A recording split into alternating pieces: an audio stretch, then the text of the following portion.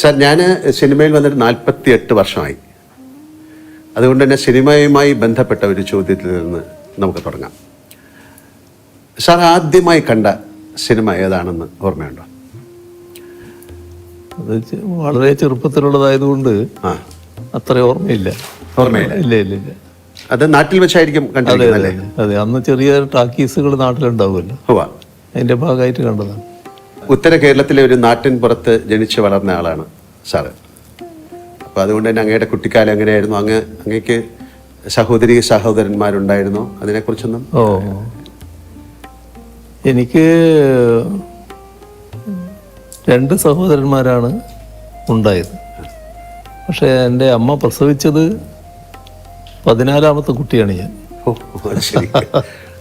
ബാക്കിയുള്ളവരൊക്കെ മരണപ്പെട്ടു പോയിരുന്നു ചെറിയ പ്രായത്തിൽ തന്നെ. പിന്നെ 2 സഹോദരങ്ങൾ, മൂത്തവർ എനിക്കുണ്ടായിരുന്നു. അങ്ങനെ 3 പേരാണ് ഞങ്ങളുണ്ടായത്.